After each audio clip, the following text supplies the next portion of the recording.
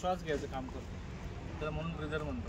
त्यात silicon jelly असते, त्याच्यातनं जी आर्द्रता असते ती मॉइश्चर जर आतमध्ये जायला लागलं, पूर्ण ऑइल जर इन्सुलेटेड ऑइल असेल, याचं मॉइश्चर याच्यात झालं तर हे ऑइल फिल्ट्रेशन करायला लागतं. मग ब्रीदर आपल्याला काय सांगते की तुमचं जे ऑइल आहे, बाहेरची शुष्क हवा, कोरडी हवा आतमध्ये न्यायचं, हे ब्रीदर काम करतं. बाष्प काय करतं, त्याच्यामध्येच अडकून जातं, त्याच्यामध्ये रंग बदलतो. रंग बदललेला आपल्या लक्षात येतं की गुलाबी रंग असतो, निळाचा तो गुलाबी झाला, त्याच्यावर ब्रीदर त्याचं ते मॉइश्चर जास्त झालं ट्रान्सफॉर्मर, त्याला बाहेर काढून उन्हात टाकून त्याला परत पूर्वीसारखा त्याचा रंग केला जातो. अशा पद्धतीने ब्रीदरचं काम आहे, वेंट प्लगचं काम आहे.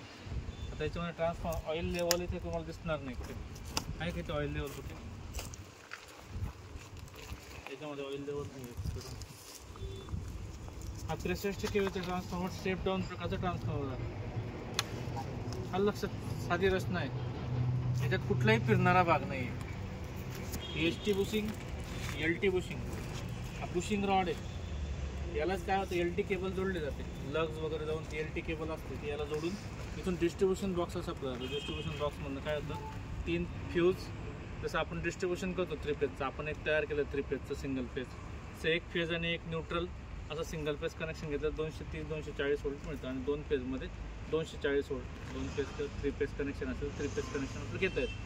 अशा पद्धतीने या ट्रान्सफॉर्मरची रचना आहे.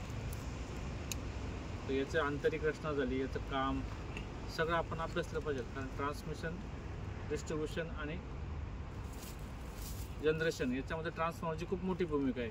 जनरेशनमध्ये स्टेप अप वापरला जातो आणि डिस्ट्रीब्युशनमध्ये स्टेप डाऊन ट्रान्सफॉर्मर. हा कोणत्या प्रकारचा ट्रान्सफॉर्मर आहे? Step up. हा काय करतो, 11 kVचं काय 240 व्होल्ट करतो, बरोबर.